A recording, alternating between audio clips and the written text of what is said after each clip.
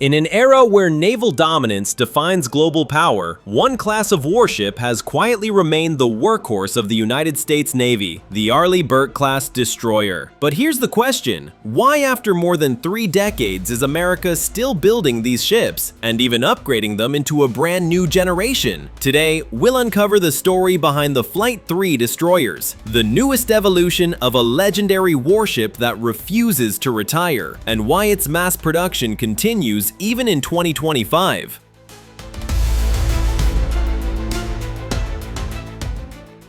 Since the early 1990s, the Arleigh Burke-class destroyer has been the backbone of America's surface fleet. Built by Huntington Ingalls Industries and Bath Iron Works, these ships were designed for one purpose: multi-mission dominance. Anti-air, anti-surface, and anti-submarine warfare, all within a single platform. Over 70 ships have entered service, forming the backbone of U.S. naval operations across the globe. But the story didn't end there. As new threats emerged, hypersonic missiles, stealth aircraft, and long-range precision weapons, the Navy knew it needed something even more powerful. Thus began the creation of Flight III, the most advanced variant yet.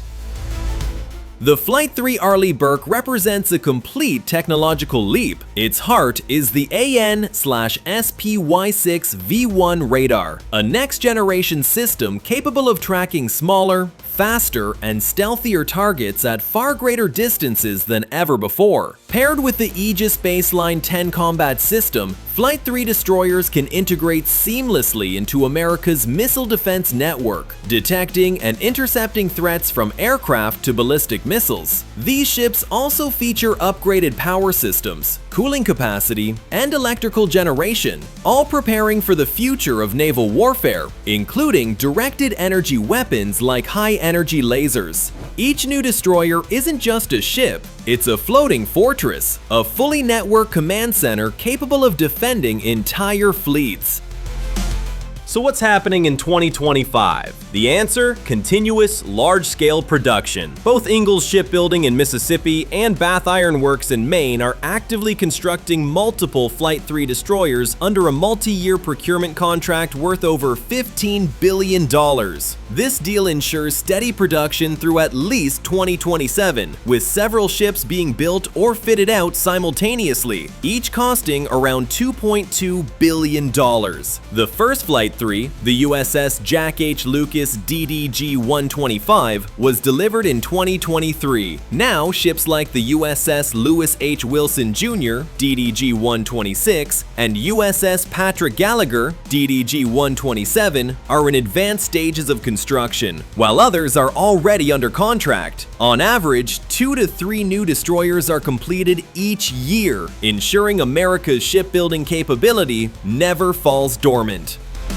But why keep producing them? The answer lies in strategy. Flight III destroyers serve as the primary missile defense shield for U.S. carrier strike groups, the eyes and ears of the Navy at sea. Their advanced radar systems allow them to protect not only American fleets, but also allied nations through cooperative defense networks. In the Indo-Pacific, they deter Chinese naval expansion. In Europe, they reinforce NATO's maritime power. Simply put, Flight III ensures the United States maintains decisive sea control in every theater of conflict.